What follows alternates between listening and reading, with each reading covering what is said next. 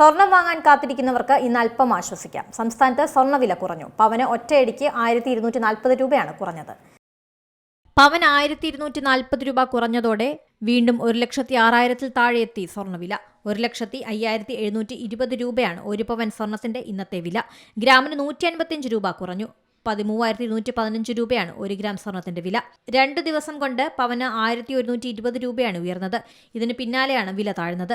രാജ്യാന്തര വിപണിയിൽ സ്വർണ്ണവിലയിൽ വന്ന മാറ്റം കേരളത്തിലും പ്രതിഫലിച്ചു. US ഫെഡറൽ റിസർവിന്റെ പണനയ യോഗം തുടങ്ങാനിരിക്കെ നിക്ഷേപകർ ലാഭമെടുപ്പ് തുടങ്ങിയതാണ് സ്വർണ്ണവില ഇടിയാൻ കാരണമായത്. ഇറാൻ US സംഘർഷത്തിന് താൽക്കാലിക അയവ് വന്നതും സ്വർണ്ണവിലയെ സ്വാധീനിച്ചിട്ടുണ്ട്. യുദ്ധം പോലുള്ള സംഘർഷ സാഹചര്യത്തിൽ സുരക്ഷ നിക്ഷേപമെന്ന നിലയിൽ സ്വർണം വാങ്ങി സൂക്ഷിക്കുന്നത് സ്വർണ്ണവില ഉയരാൻ കാരണമാകാറുണ്ട്. എണ്ണവില കുറഞ്ഞതടക്കമുള്ള ഘടകങ്ങളും സ്വർണ്ണവിലയിൽ പ്രതിഫലിച്ചു. ഡോളർ ശക്തിയാർജിച്ചതും സ്വർണ്ണവില ഇടിയാൻ ഇടയാക്കി. ജനുവരി 29 രേഖപ്പെടുത്തിയ 1,31,160 രൂപയാണ് സ്വർണ്ണവിലയിലെ റെക്കോർഡ്. സ്വർണ്ണവില ഇടിഞ്ഞ് 1,00,000 താഴേക്ക് എത്തുമോ എന്നാണ് കാത്തിരിക്കുന്നത്. News desk C Malayalam news.